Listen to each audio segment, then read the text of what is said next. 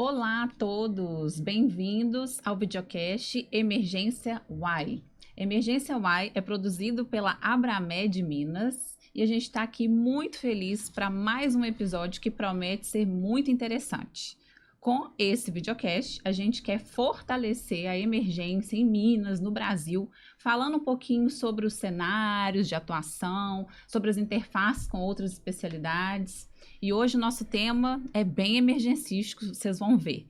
Quem está aqui do meu lado, Nayara, é a entrevistadora convidada. E, Nayara, se apresente, por favor. E aí, pessoal? Meu nome é Nayara Bonardi, eu sou R2 em Medicina de Emergência do Hospital das Clínicas da Universidade Federal de Minas Gerais. E queria agradecer o convite para estar aqui como entrevistadora junto com a Natália. Obrigada nessa mesa a você, aqui Nayara. de peso, grandes nomes da Medicina de Emergência para Minas Gerais e acho que para o Brasil todo. Então, para mim, que estou começando, eu fico muito feliz pelo convite. Muito obrigada. E é muito legal ter uma residente aqui, né, Nayara? Você que está participando aqui da produção do videocast também. E acho que você já está contribuindo muito e vai continuar contribuindo muito, né? Nayara, você quer apresentar nosso primeiro convidado? Claro, o nosso primeiro convidado, o Dr. Caio Nogueira. O Dr. Caio, ele é médico emergencista pelo Hospital das Clínicas da UFMG. Ele é preceptor e efetivo da sala de emergência do Hospital Odilon Berens, também operador aeromédico do Batalhão de Operações Aéreas de Minas Gerais e fundador do Núcleo de Treinamentos em Ultrassom Quinto Pilar. Obrigada, Caio. Seja bem-vindo aí ao nosso podcast. Gente, o convite é um prazer imenso. Obrigado, Natália. Obrigado, Nayara, colega Bruno, Abramed. Um prazer estar aqui, falar de emergência a qualquer tempo, qualquer momento. De ultrassom, então, é minha subpaixão, vamos dizer assim. Obrigado, que seja um ótimo podcast aí pra gente. Obrigadão, Caio. Seja muito bem-vindo. Eu vou ter que colar aqui porque o currículo é extenso. Vou agradecer aqui e convidar para se apresentar o Bruno Belezia. Dr. Bruno é cirurgião geral, efetivo do Hospital Odilon Berens, ex-médico efetivo do SAMU da Prefeitura de BH, entusiasta e instrutor do POCUS desde 2008, muito tempo, hein? E atualmente, simplesmente diretor assistencial do Hospital Metropolitano, Dr. Célio de Castro. Que honra, muito obrigada. Muito obrigado a vocês, agradeço o convite, né, de tratar um tema tão importante hoje na emergência, que é o POCUS, né, e também assim, para a gente poder contribuir alguma coisa aí para essa roda de conversa. Aí, ó, o Bruno já deu spoiler, né? Também já deu, né, Nayara? Só de apresentar já deu para entender que hoje o tema é POCUS. Mas, antes de a gente falar de POCUS, o videocast chama Emergência Y. O Y, claro, de Y de Minas, porque é a Abramed Minas que faz o videocast. E o Y de por quê? Então, eu sei que, não sei, Bruno, se antes de eu te conhecer existia ali uma experiência de consultório, mas eu sei que você é um médico bem da emergência ali. Então, Caio e Bruno, contem pra gente por que a emergência. Emergência Y. Conta aí, como que a vida levou vocês para esse caminho de trabalharem mais na emergência? Agora o Bruno tá lá um pouquinho na gestão, um pouquinho não, tão na gestão, mas conta para nós. Começar, Caio. Uai, porque é a melhor especialidade da medicina. Brincadeira, eu acho que a emergência, Natália, é a emergência que me escolheu. Eu, quando formei, não conhecia que a medicina de emergência era uma especialidade, mas gostava muito de paciente grave, condução. Eu aprendi que eu tenho uma característica pessoal de estar calmo em momentos mais complicados e acabei indo para, como muitos recém-formados, trabalhar na emergência. Me arrependo em parte, porque não é o melhor local para recém-formados, mas me fez chegar onde eu estou hoje. Foi onde eu descobri essa minha paixão pela emergência.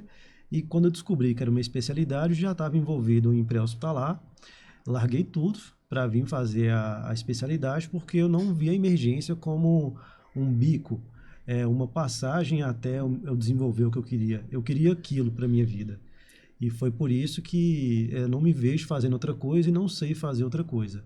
Não faria outra especialidade, sou muito feliz com a especialidade de emergência. Ai, legal, muito bom. Minha história começou um pouquinho antes, né? Na verdade, eu sou egresso do HC do Hospital das Clínicas da UFMG, eu tinha pouca emergência lá. E na época que eu terminei a residência, 2 concursos da prefeitura e do Odilon. o Odilon não conhecia e acabei que o Odilon estava reabrindo para o SUS, era um hospital da prefeitura, funcionários da prefeitura reabrindo para o SUS, e eu comecei lá, e o SAMU, na verdade, o antigo resgate, estava começando, né? E aí o Anselmo me ligou em dezembro, falando se eu queria trabalhar no pré-hospitalar, e eu achei interessante, eu gostava muito de emergência, né? E comecei nesses 2 lugares durante um bom tempo da minha vida, né? E sempre gostei do movimento da urgência, do trauma, do abdômen agudo, da sala de emergência, de um modo geral, adorava o SAMU, trabalho em equipe do SAMU, uma coisa muito bacana, né? E uma coisa nova, né, que ninguém fazia ainda pré-hospitalar, né? A gente começou a fazer protocolos de sequência rápida de intubação pré-hospitalar, que nem se falava na sala de emergência em Belo Horizonte, e o SAMU de Belo Horizonte já estava fazendo a intubação, uso de ketamina em paciente preso em ferragem, em 98, 99. Oh. Né? Então, publicado isso no Critical Care, lá com o simpósio lá do Einstein da década de 2000, ketamina, intubação em sequência rápida no pré-hospitalar. Né? Então, assim, eu sempre fui muito dessa parte da emergência, do movimento, eu sempre gostei disso e me encontrei no Odilon e no resgate, depois no SAMU. Né? Essa é a minha trajetória inicial. Nayara, convidada para entrevistar também é entrevistada, viu? Conta para nós, você, como é que... Aí pus ela numa fria agora. Não tive tempo de pensar. Tá, então é bom Mas que essa fala... resposta é fácil. Porque o emergência why, Nayara? Eu assim, desde a metade da faculdade, eu sempre me interessava no paciente grave. E eu sei que hoje tem várias formas de cuidar do paciente grave, né? Não só dentro de uma sala de emergência, mas também seja na terapia intensiva. E outras especialidades também passam por isso. Mas eu via que eu queria o paciente da forma mais completa possível. E não era só o adulto, eu também queria ver a criança, eu queria ver a gestante, eu queria cuidar de uma forma completa, independente de qual fosse o paciente. E a única especialidade que tinha isso era a medicina de emergência. E aí, desde a faculdade, comecei a me envolver com isso, né? Fundei a Liga de Emergência da faculdade, e depois fui da comissão acadêmica da Abramed. E até hoje deu esse fruto, né? De continuar na área mesmo, mas esse foi o meu principal why mesmo. Para nós foi um presente, que bom que você está inserida na emergência desde cedo. E antes da gente mergulhar aí no tema, que eu sei que vai ser pouco tempo para falar, Bruno, conta para nós quem que é o Bruno fora da emergência, fora do hospital. Rapidinho, conta para nós quem que é o ser humano, Bruno. Um dos motivos que eu escolhi a emergência foi que eu acho que é muito a essência da medicina. A gente trabalha muito com a gente, mesmo antes do ultrassom, né? É muito exame clínico, tem que pôr a mão no doente, né? Tem que sentir, não tem muita... No SAMU não dá para você aguardar exame complementar, você tem que tomar uma decisão rápida. Eu gosto muito disso, isso é muito a essência da medicina, né? E fora do hospital, eu sou muito pai, muito marido, sou muito... gosto muito da minha família, viajar com eles, ficar com a minha esposa. Então, eu sou bem familiar, né? Eu sou mais ligado à família mesmo. Mais recentemente, ainda mais, né? Assim, pouca gandaia, né? Falar mais antiga, mas mais a família mesmo, né? Prezo muito pela família, encontro com os filhos, né? Buscar filho na escola. Agora não busco mais, não é questão grande, né? Mas buscar filho na escola, participar da vida deles, natação, dança da minha menina. Então, eu acho que minha vida é bem isso aí, fora da... Legal. E você, Caio? Olha, Nath, eu acho que um dos principais desafios do emergencista que lida com estresse diário, com competitividade na emergência, é saber diferenciar que ele é muito mais do que isso. E esse, para mim, é uma tarefa diária, lembrar que a gente é mais do que médico, mais do que só emergencista. Então, eu também prezo muito pela família. Meu hobby muito é ver desenvolvimento de minhas filhas. Para mim é uma coisa extremamente prazerosa. E a gente também gosta de aventura, né? Trilhas, cachoeira, ar livre, isso tudo renova a energia da gente para conseguir trabalhar da melhor forma. Legal. Bom, então bora falar de POCUS, né, Nayara? O que é POCUS, gente? Quem é que vai responder? Por que nós ficamos nessa sigla em inglês aí? O que ela significa? Porque aqui a gente quer que acadêmico também assista o nosso videocast, então vamos explicar direitinho o que é POCUS. Eu acho que o Bruno vai poder falar, porque ele já fazia POCUS antes de chamar POCUS, né? É um termo que foi cunhado recente, mas Vou deixar o Bruno falar, que eu acho que vai ser mais interessante. E o Bruno, deixa eu te interromper antes de você falar.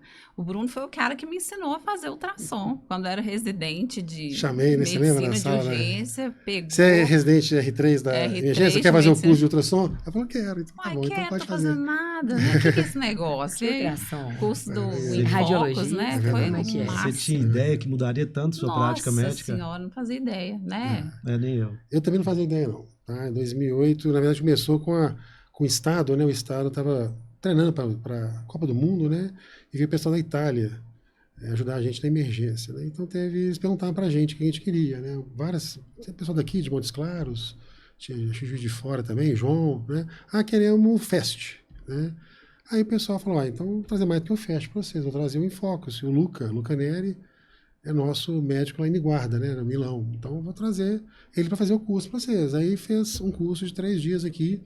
E eu fiquei assim, falei, nossa, eu imaginava em FEST, eu falei, nossa, é muito mais que FEST, né?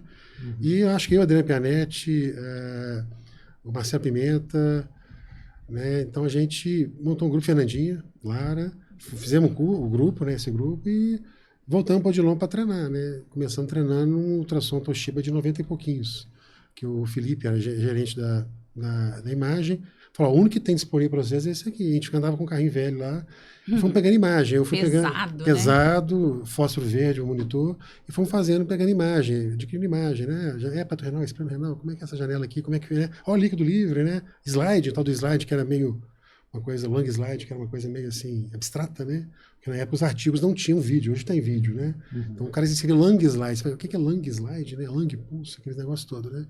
Então a gente fez esse grupo lá no Odilon, fizemos, né?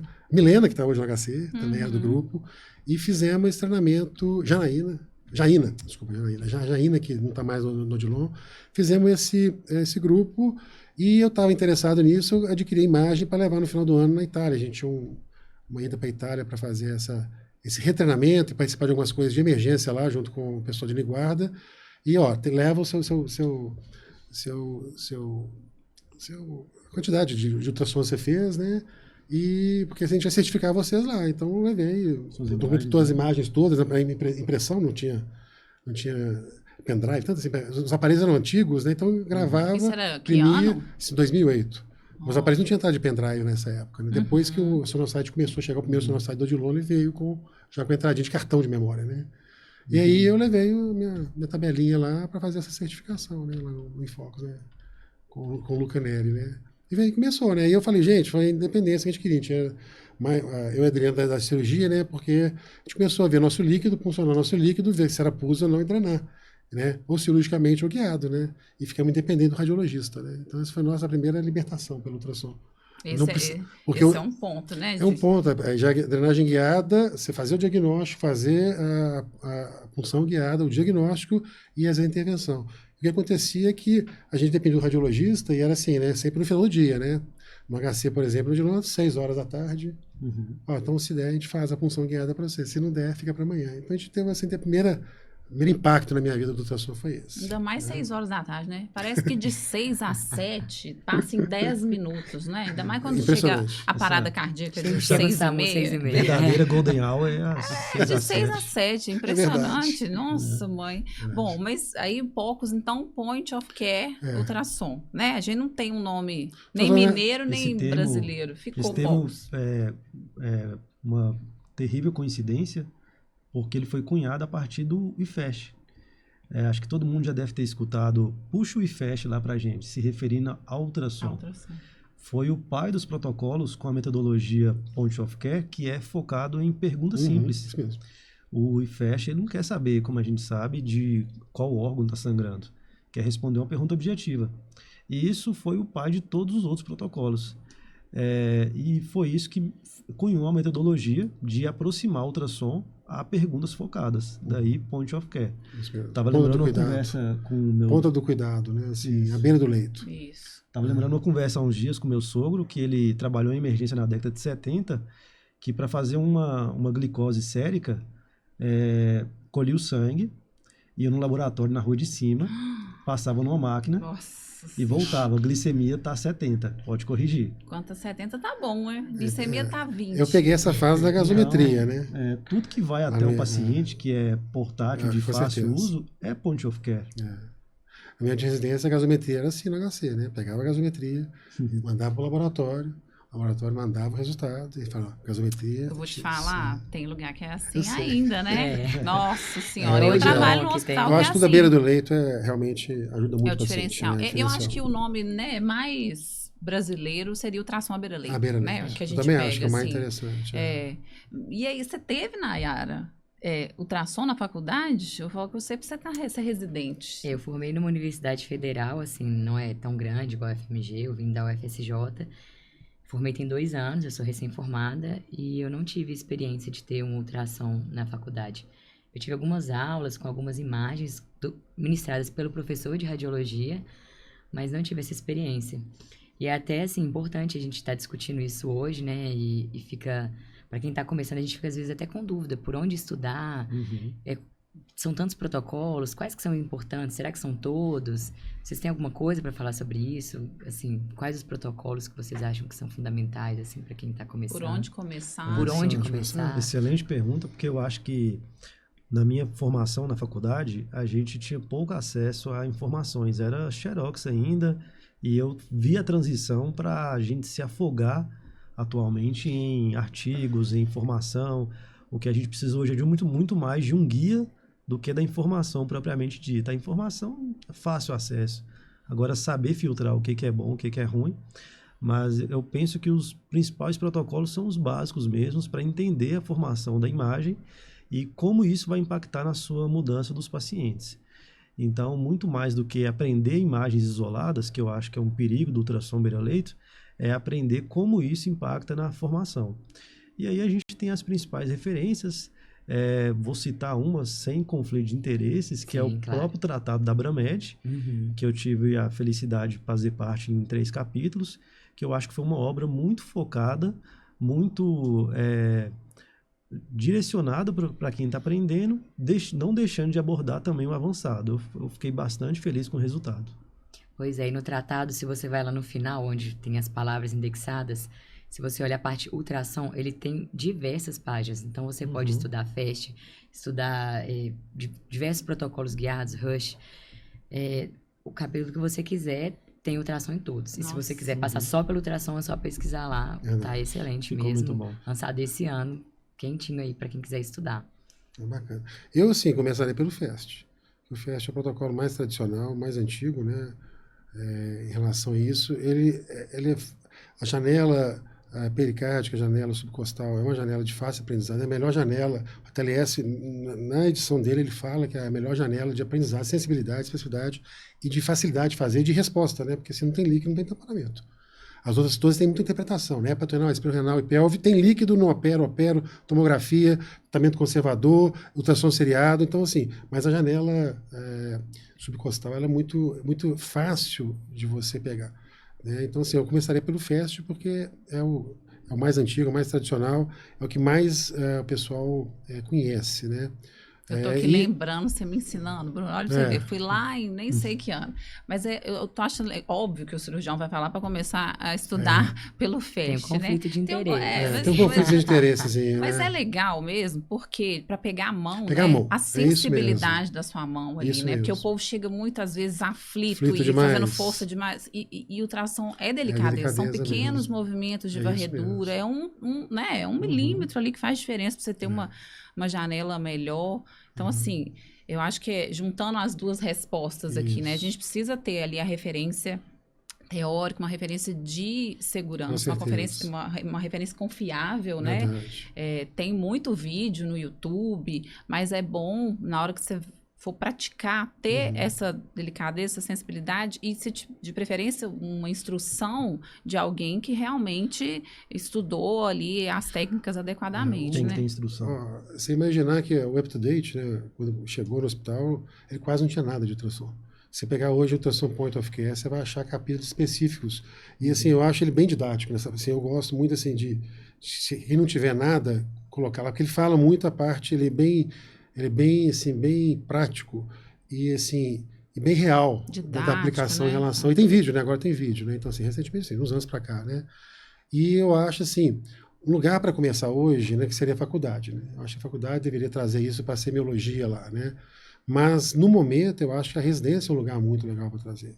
Né? Lá no Odilon, a gente começou a treinar os meninos lá em 2010, 2011. Então, todo ano, até eu sair de lá, todo ano tinha o curso Sim. do ultrassom pós-FQE, que era o FAST, o tórax e as janelas cardíacas básicas, né? E aí depois a gente vai para a parte mole, né? Abscesso profundo, né? Abscesso venoso, né? E quando eu comecei a tutoria da UFOP, há 5 anos e meio atrás, eu comecei introduzindo nos Os meninos. acadêmicos, Os né? acadêmicos também saem fazendo, né? Isso, né?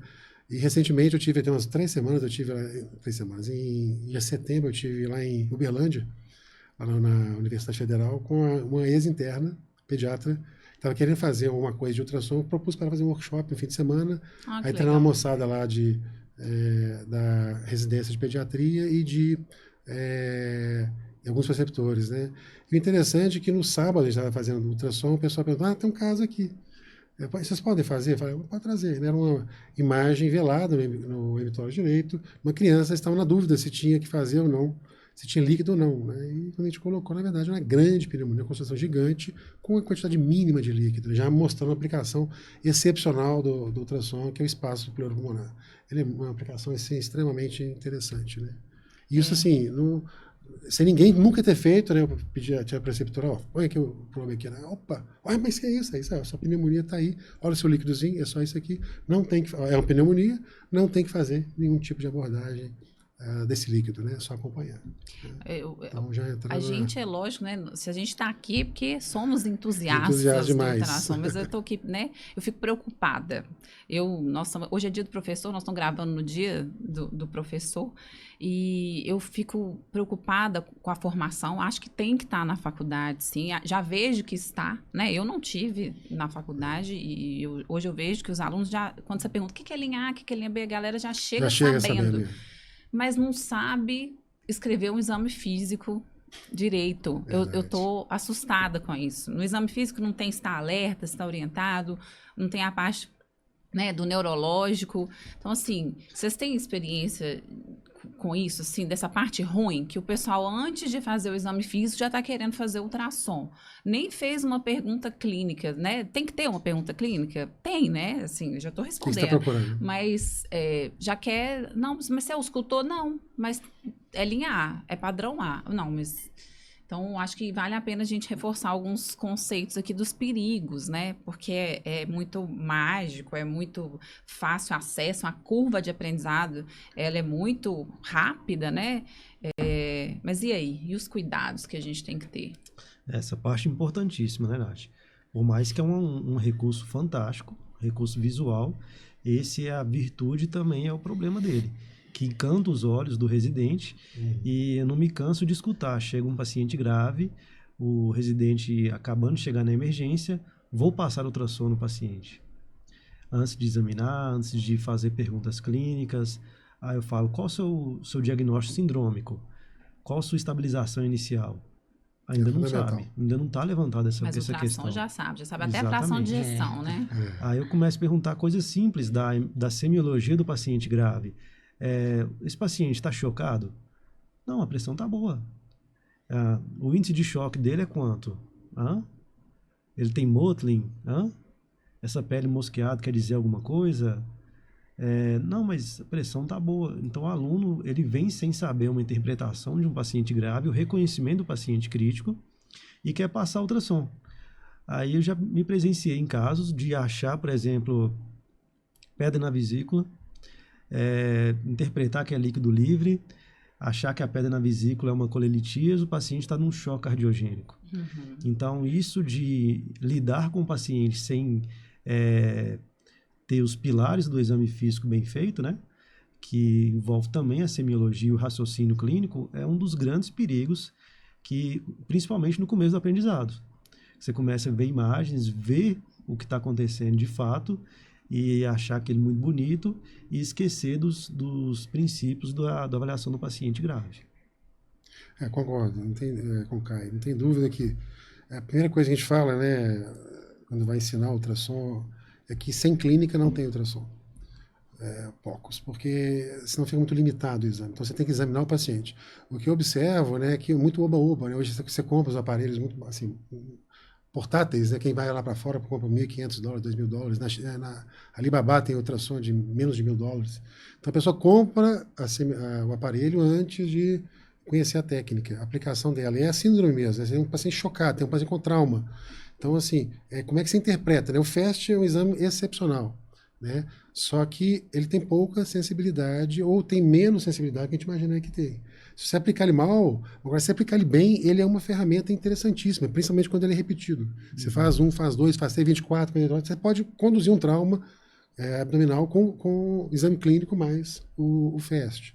E o pessoal assim, acha que isso não precisa mais, que o exame clínico já está em desuso, né, gente? Antes do ultrassom já estava em desuso, e hoje eu vejo esse problema também, de um modo geral, mesmo sem ultrassom, e acha que o ultrassom vai dar resposta para ele. Ele vai colocar, opa, pneumonia, isso aqui é choque séptico, né? E não vai. Ele vai ter que fazer a perguntinha dele, vai ter que interpretar as imagens e evitar essa confusão mesmo. Né? Ver um cálculo na vesícula e achar que aquele é o problema do paciente. Às vezes não é mesmo, não. Né? Nossa, então, essa assim, frase é tão impactante, né? O exame clínico está em desuso. Está em desuso, mas é tão real, infelizmente. meu Deus. Né? É uma quantidade de exame que pede, tomografia, Aquela sem lenda, necessidade. né? Qual que é o Glasgow? Ah, não tem essa máquina aqui. Tá? Então, assim, é fundamental você conhecer o paciente, examinar. E assim, o que a gente vê diferente é que, realmente, né, antes a gente pegava o ultrassom lá fora. Agora o ultrassom está na sala, né? Tá no bolso, na e agora a gente pochete. faz quase que simultâneo mesmo, né? O próprio TLS, assim, não é mais aquele negócio dissociado, pega o ultrassom e traz, mas sem o exame clínico, sem entender o seu paciente, até porque você às vezes vai deixar de tomar medida sem ultrassom, né? Imagina neurose hipertensivo, né? Porque você vai esperar o ultrassom chegar. Ou vai ficar dependente o dia que não tem ultrassom. Né? Então, assim, é fundamental. Né, fundamental. Pensar. Esse ponto é O importante. pessoal não está pensando mais, viu? Não tá, esse ponto é importante, que eu vejo o pessoal realmente investindo em aparelho Uhum. antes de investir em treinamento. Isso mesmo. O IFEST, por exemplo, que todo mundo acha que domina.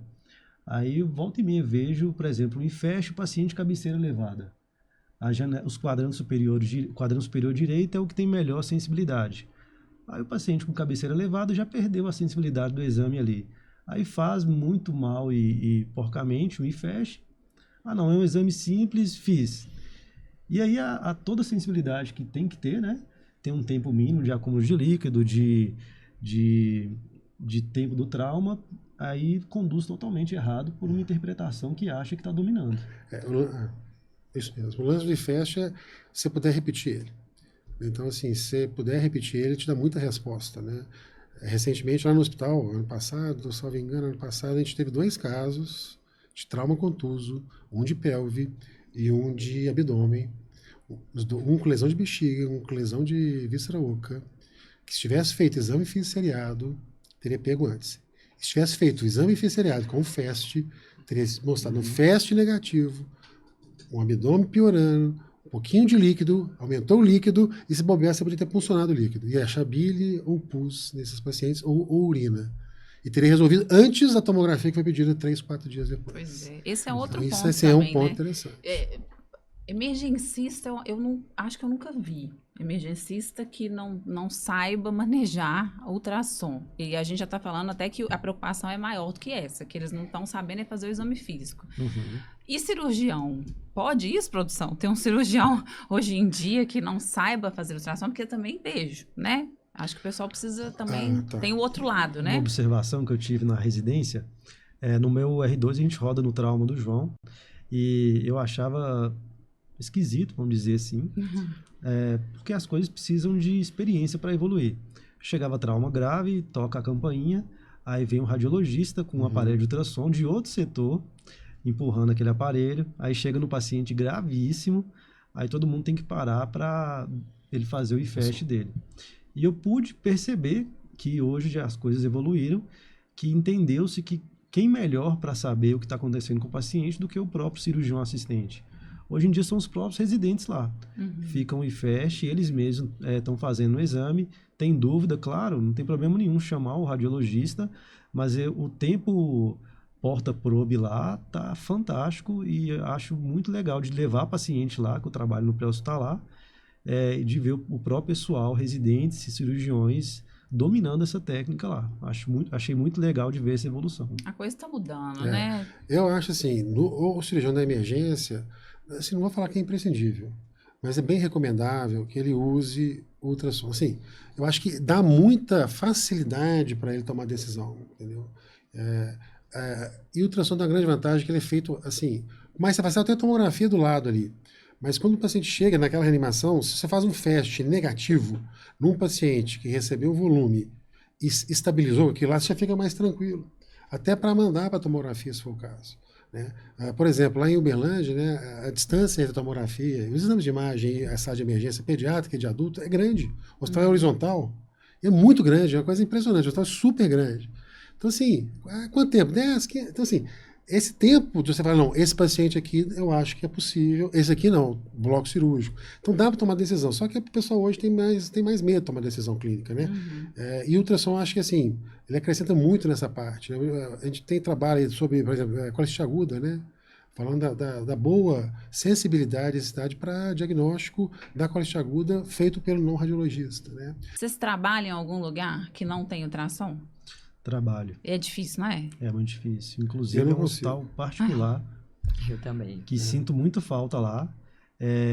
Quando precisa, em situações muito extremas, como eu recebi uma senhora, segundo DPO de implante marca-passo definitivo. Chegou branca, gelada, sem nenhuma outra clínica do que tamponamento pelo dispositivo que ela implantou. Aí, com muito jeito, tem que buscar um aparelho, 4 andares diferentes, e foi batata. Mas ainda bem que tinha, né? Tinha, mas aparelho. assim, não é do setor. Não é preconizado lá fazer isso. Eu tô sofrendo porque o lugar que eu trabalho, não, você pode buscar em todos os andares que não vai chegar. Ter, né? Assim, tem vezes que chega, tem vezes que não. E é difícil, né? E assim, é caro. Eu não acho caro.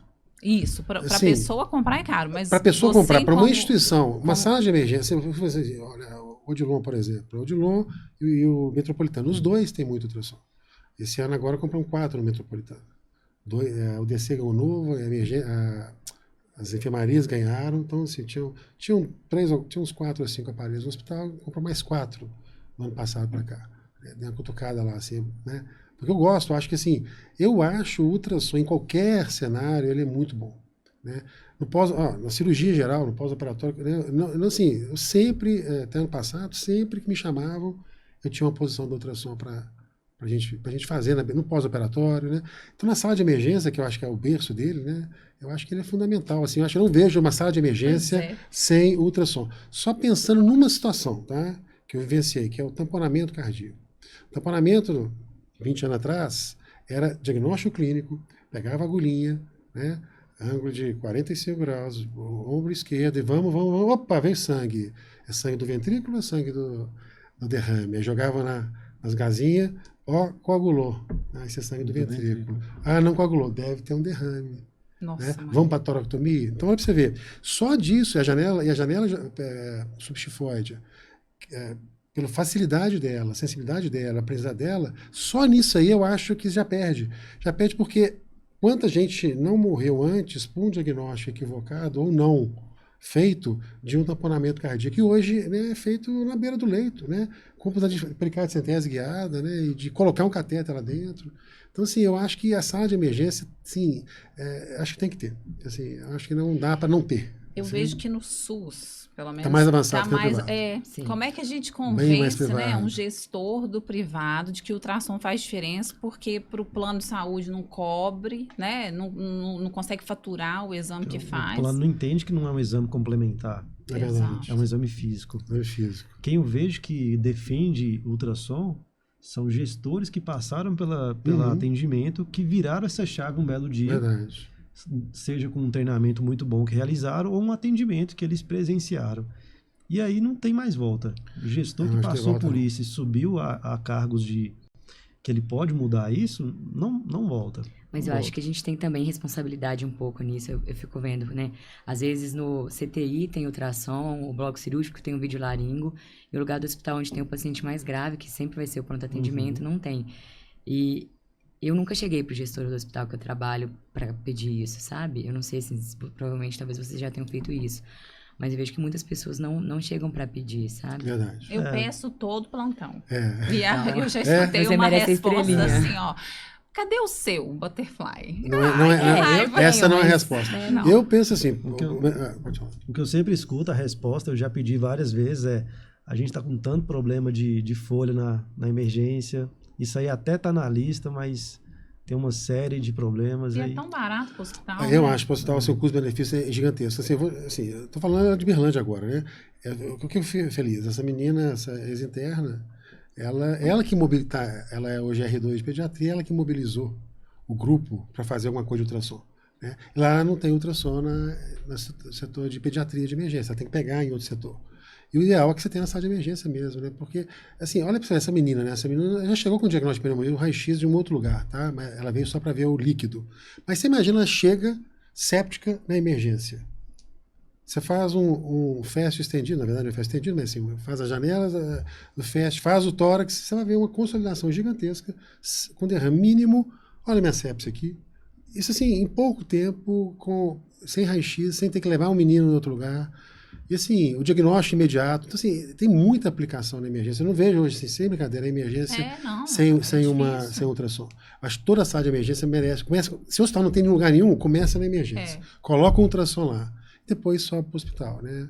No HUB foi assim, o ultrassom começou lá depois ele subiu, né? Por isso que o povo chama a emergência de Ilha de Caras, né? É isso mesmo. Porque lá chega o ultrassom, chega tudo, depois chega pro hospital. Mas é nesse raciocínio, É né? É lá ideal. que chega o paciente mesmo, grave. O Caio contou aí do caso, do É isso quanto mesmo. que o ultrassom fez a diferença. E essa é uma das perguntas que fizeram, né? Teve algum caso assim, a eureka que o ultrassom fez? Tem um monte, né, gente? É. Outro dia eu atendi uma jovem que sincopou em casa, chegou preparando e num hospital que não tem cultura de ultrassom na emergência, mas eu falei, pega do bloco. No bloco tem. Aí pegou do bloco, gente, um trombo de todo tamanho, femoral, um VD gigante, trombolizei.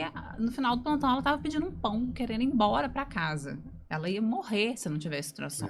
Vocês têm casos assim que vocês lembram do ultrassom ser um eureka? Foi uma das perguntas que fizeram.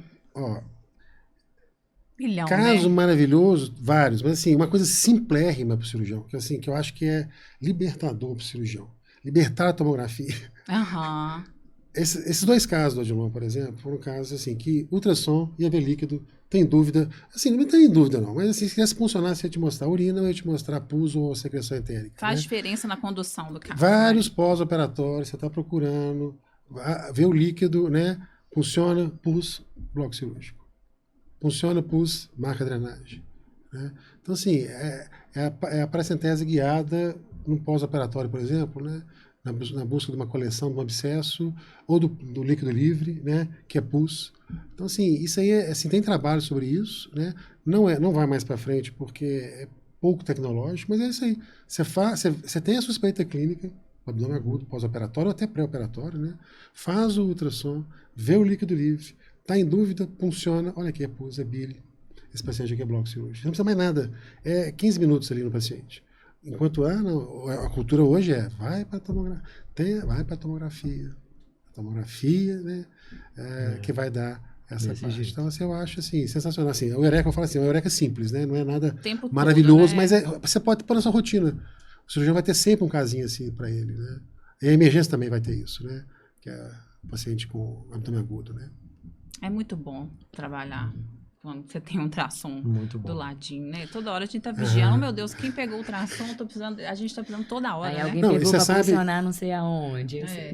No Odilon, quando começou, né, não tinha cultura ainda, né? Eu pegava, às vezes, para treinar o pessoal, eu pegava o ultrassom da sala de emergência. Eu pegava e ninguém preocupava. Aí foi. Eu comecei a pegar, mas onde você está indo? Eu estou indo treinar. Mas não demora não. Uhum. Aí chegou um dia que não, você não vai pegar esse ultrassom para treinar, não. Então você vê que as pessoas começaram a ficar vendo o poder da ferramenta, né, que é o ultrassom, e pensando aí no tamponamento, que eu acho assim, que é a mais simples, mais sensacional, fácil aplicação e liberta assim, né? Eu acompanhei no HUB, né, sempre o cirurgião, né? Quando eu saí de lá, muito emergencista funcionando e drenando o pericárdio. Sim. Não, essa Né? sexta teve. É isso, tá vendo? Olha pra você ver como é que você sai da mão de um cirurgião, você tá às vezes num hospital menor, chega um tamponamento para você, você tem essa ida, você vai resolver pericárdio centese guiada. Né? Então, assim, é muito interessante. Claro, eu volto a trazer a ficha aqui da preocupação com os excessos, Com né? certeza. Porque é a tal curva de Dunning-Kruger ali, que eu fico preocupado o tempo todo na formação dos emergencistas, né? A curva de aprendizado do tração é muito rápida, e aí eu já sei tudo, e já começo, por exemplo, uma coisa que me arrepia, eu não sei vocês. A fração de ejeção é 46%. Olha, me arrepia. Não sei. Posso estar errada, quero até a opinião de vocês. Concordo, A gente plenamente. tem que ficar fazendo análise quantitativa da fração de ejeção ou qualitativa? Assim, ainda mais no ambiente de emergência. Eu acho que esses excessos têm me preocupado, assim. Deixa o Caio falar a Deixa parte o Caio falar, clínica e eu falar a parte cirúrgica. Nós vamos, né? Os excessos também têm me assustado. Eu vejo que a gente está caminhando para ser um pouco mais quantitativo, o que acaba, de certa forma, fugindo do propósito nosso, que é uma avaliação global do paciente. Avaliação realmente presente, ausente, bom, ruim. Nada impede de ser um pouco além, estudar, fazer um Simpson, um EPSS, mas eu fico perguntando para o residente o seguinte: caso esse paciente esteja chocado, você está suspeitando que o choque é cardiogênico, eu só quero saber se é um paciente que você ligaria do Dobuta ou não. Se é 20 ou 40 fração de ejeção, realmente importa? Eu tento passar essa insight de realidade. Agora, feito isso, nada impede de iniciar minhas medidas de ressuscitação, realmente um paciente em choque cardiogênico, que antes de iniciar a Dobuta, ele tinha um débito cardíaco de 3 litros, agora é 6. Antes de fazer volume era 2, agora é 4. Acho que é benéfico quando é feito com responsabilidade. Eu sempre falo para o residente: sua causa é nobre, guerreiro. Quando a causa é nobre, eu acho justo, mas tem que estar num nível um pouco mais de estrada. Realmente o pessoal já chega querendo ser muito quantitativo. Hoje teve um caso parecido. Vamos fazer a fração de injeção. Aí eu falei: o que significa essa linha B? Entendeu?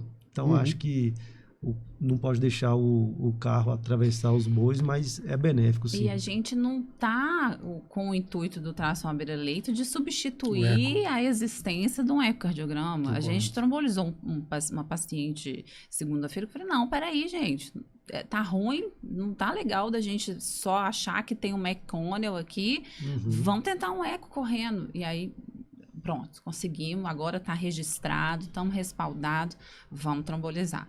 Né? Eu acho que tem que lembrar que nós não estamos para substituir ninguém, é para somar, né, e colocar a bola no chão ali de, opa, peraí. É a mesma coisa, assim, eu não faço a parte quantitativa porque minha aplicação de cirurgião não é o dia a dia, né? E eu acho assim que eles estão começando, é que o Caio falou, querer inverter a coisa. Você tem muito número na parte inicial sem necessidade. Então não vejo nenhum benefício nesse sentido. Você tem um número de 40% ou 30% de fração de ejeção, né? Em detrimento de um POCUS qualitativo. Então, assim, eu acho que o POCUS inicial ele é sempre qualitativo.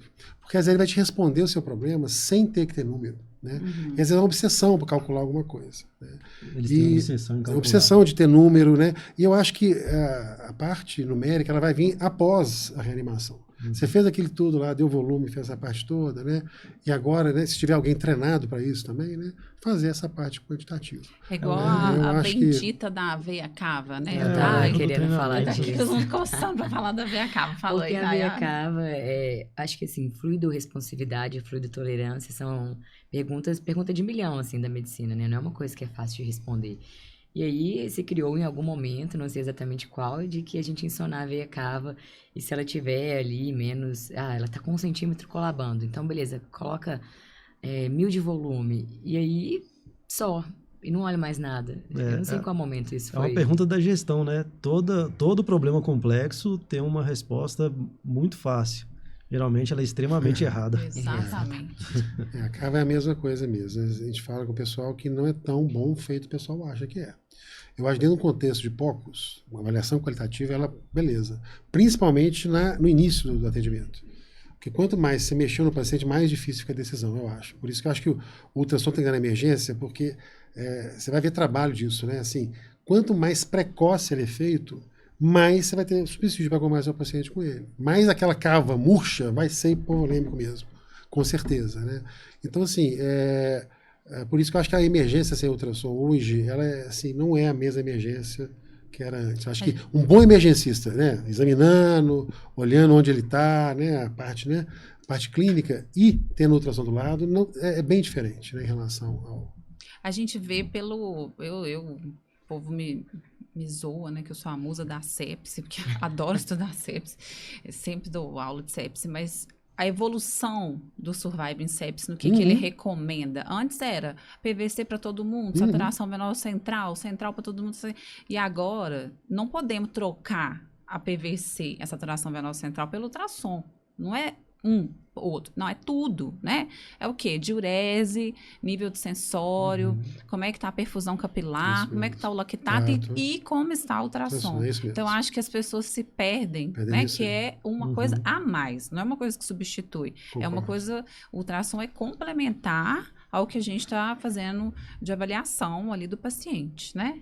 Concordo com você. Bom, Nayara, estamos chegando ao final. O que você ainda quer perguntar para os nossos experts aqui de ultrassom? Alguma mensagem aí para deixar?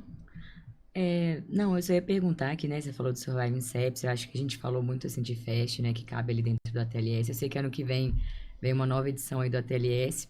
Pode ser que venha muito mais coisa de ultrassom dentro dessa versão. E o ACLS não cita nada a respeito de ultrassom, né? A gente que é emergencista, a gente vai muito além dos protocolos. Acho que é nosso dever como profissional mesmo.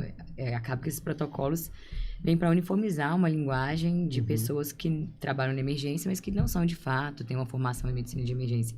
Mas vocês acham que o ultrassom, por exemplo, cabe dentro do ACLS? Vocês acham que o ATLS tem mais a colocar do ultrassom dentro dele? Excelente. Vocês acham que são cenas dos próximos capítulos ou que não faz tanto sentido? É cena dos capítulos de 20 anos atrás, né, na verdade.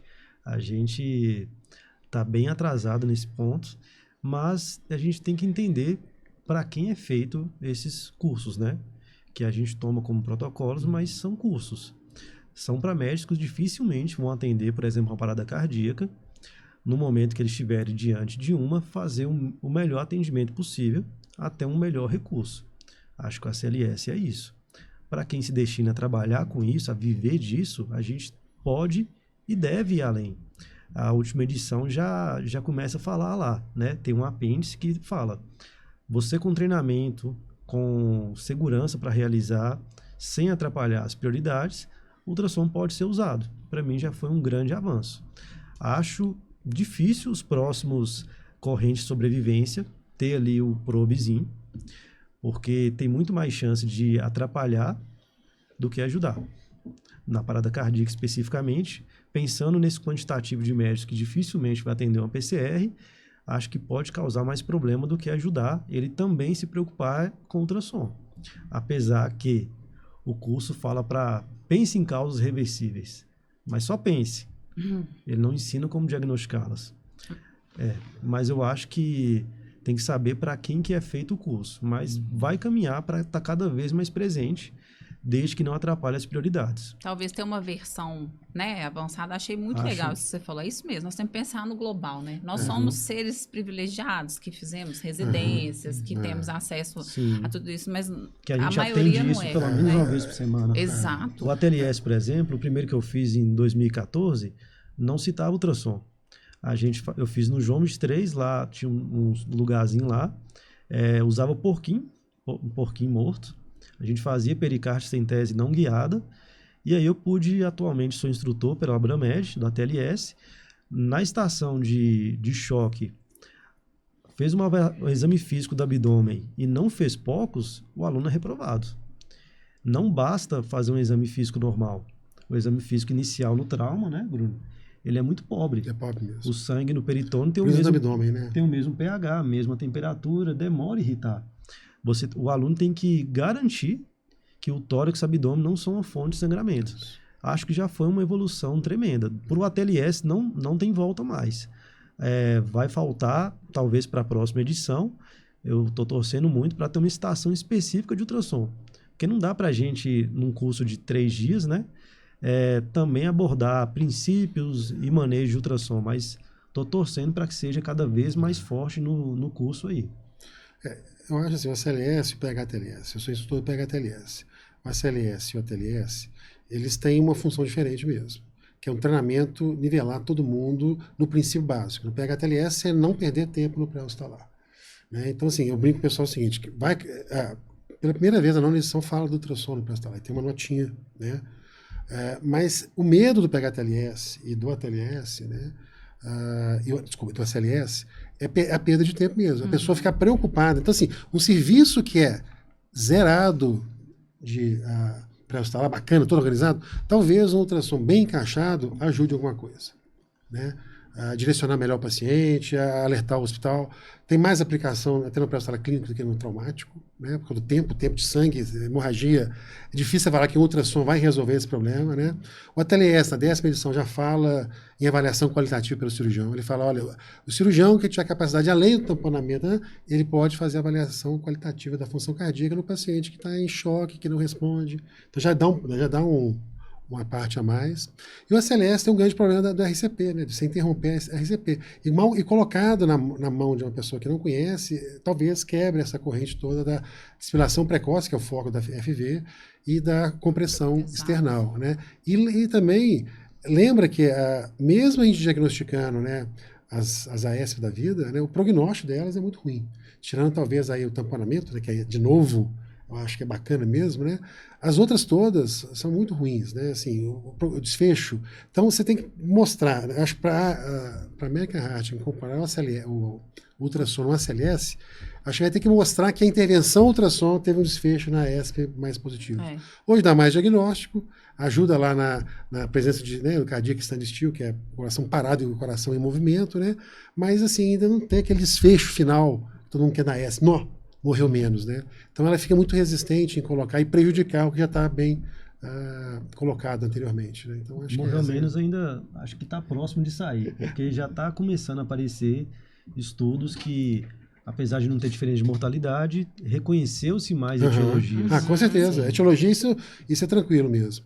Mas o problema dela incorporar num protocolo universal é mais difícil. Falar lá com o cara que está, olha, pega o ultrassom, pega pra mim, o cara começar a ser aventureiro na parada e deixar, né? Eu acho que é o perigo. É que isso. A gente tratou é o perigo do aqui, excesso. né? Agora, eu acho que tem que usar na parada. Já lá na emergência, tá lá, traz o ultrassom. Isso. Né? Porque você sabe se está usando, né? Você sabe como você está usando, considerando né? que está tudo organizado. Lógico. Todo mundo sabe o princípio, não vai interromper a RCP, né? Isso. Tem que trazer ultrassom para ver a ESP, né? Eu acho que vale a pena. Interessante no pré-hospitalar, Bruno, eu tenho gostado muito de estudar sobre o tema e usado bastante.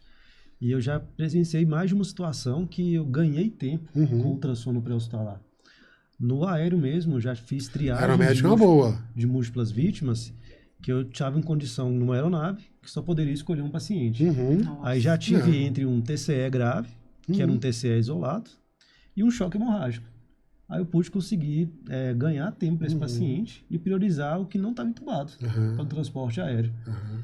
Em voo mesmo, que não dá para fazer ausculta, não dá para... O aeromédico é uma aplicação boa, eles têm um tempo para fazer, né? Isso. O problema assim, que eu vejo... bons resultados.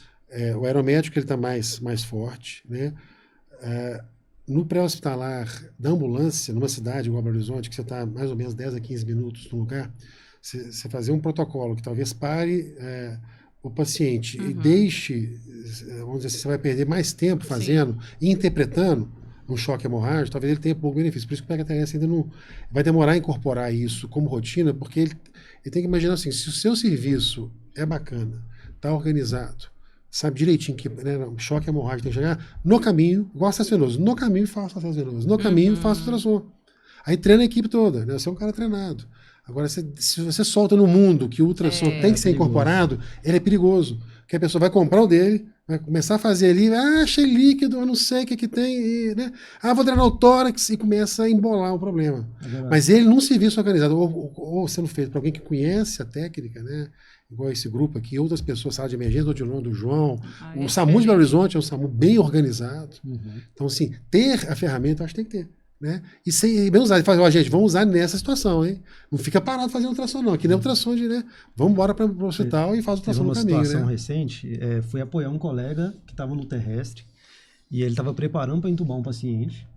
Não tinha como transportar ele sem garantir via aérea, porque realmente sangue na via aérea, trauma de face. Ele ganhou tempo de não ter que lidar com uma intercorrência, porque ele reconheceu um pneumotórax que ainda não era tão evidente. E com a intubação, com certeza, ia piorar. E aí ele tratou o pneumo antes de garantir uma via aérea e garantiu um tempo de cena menor. Então, pensando bem racionalmente com o treinamento, tende a... né? Porque senão o que ia acontecer? Ele ia intubar, ia piorar o pneumo, ia ter que parar de novo no meio do caminho, lidar com outra intercorrência, e aí o tempo de cena... Então, Esse é quando maior. bem usado... Quando bem usado, sim. É, Com certeza. dá Acho para que a melhorar gente- bastante. Tá saindo daqui otimista, então, né, Com Nayara? certeza. Eu tô bem otimista. Ó, quero deixar aqui um espaço para que vocês deixem aí alguma palavra final. A gente poderia ficar aqui mais 1 hora tranquilo, porque ia ter assunto. Então, Para falar de assim, emergência... vai ter que emergência voltar, grande viu, isso. gente? Vamos ter que fazer uma parte 2 Isso. aí da ultrassom. Ficou um monte de pergunta não respondida. Mas queria agradecer muito a presença de vocês, tá? É um projeto que a gente está muito animado. Nos ajudem aí com esse videocast, porque promete elevar o nome da emergência e fazer que todo mundo acolha a emergência, e com isso a gente promova melhorias, porque acho que é o objetivo que a gente está aqui, né? É melhorar o cuidado ao paciente. Então, agradecer e deixar um espaço aqui para as considerações finais. Pode ir, cara. Bom, parabenizar a iniciativa. Eu acho que a Abramed está num nível de qualidade internacional. Eu adoro estudar podcast nessa vida corrida nossa. É raro a gente pegar um capítulo de livro para ler, um tratado. A gente acaba fazendo quando tem que dar aula, mas para estudos é uma principal fonte que a gente se alimenta aí. Então, quando eu fiquei sabendo da iniciativa, eu já achei maravilhoso ter sido convidado, então... É uma honra que eu não consigo explicar. Obrigada, Espero ser cara. convidado aí mais algumas vezes, Com o que eu puder certeza. ajudar. E muito obrigado aí, parabéns aí a todos vocês e a Abramed. Obrigado, Bruno. Eu agradeço de novo também o convite, né? De participar dessa conversa sobre ultrassom, sobre emergência, que é uma paixão na minha vida mesmo. Eu optei por ela mesmo desde o início e é uma coisa assim que tem preço, né? Eu acho que a essência da medicina, uma das essências está essa, né? De você estar ali, né, com o seu pouco recurso e fazer muita coisa, né? Trabalhei em equipe, né? Aprendi muito no SAMU e no resgate, trabalhei em equipe, né? Um bom motorista, um bom enfermeiro, um bom técnico, né? A gente sozinho ali, né? E só agradecer mesmo o convite, estou sempre à disposição, né? Se precisar de ser convidado outras vezes, participarei com o maior prazer. Bom, eu queria também agradecer essa oportunidade. E como a Natália falou, a gente realmente é muito pioneiro. Porque para vir para cá eu fiquei nervosa, estudei algumas coisas. Também. E eu pesquisei abri lá o Spotify e fui pesquisar o que tinha de podcast, né? Sobre ultrassom, sobre POCUS. E tem muita coisa, o Abramedcast também tem muita coisa. Mas falando sobre POCUS de uma forma geral, igual a gente falou, assim, não tem muito, sabe? Então é realmente uma iniciativa pioneira. E eu queria parabenizar a Abramed, a todos nós pela iniciativa de estar aqui hoje. E é isso. Espero que a gente continue influenciando aí os ouvintes e a nós mesmos de continuar estudando, sermos entusiastas do tema mesmo. Obrigada, Nayara. Espero te encontrar nas passagens de plantão. Você está muito sumida. É E um pouco Caio- caótico o último que eu dei lá. Então, assim, tô repensando. Caio e Bruno, eu acho que vocês têm uma coisa em comum, que é, assim, uma empolgação e uma disponibilidade para ajudar. Eu lembro do Bruno, assim, eu ligava, Bruno, vem aqui no CTI, socorro, me ajuda no ultrassom. Vinha numa boa vontade. Caio é sempre elogiado por essa mesma característica. E é isso, né, gente? Nós estamos querendo transformar e disseminar Verdade. essa cultura da colaboração, e é por isso que a gente está aqui. Então, em nome da Abramed Minas, muito obrigada. Agradeço. E Prazer. até o próximo episódio, né, pessoal? Muito obrigada. Até mais. Obrigada.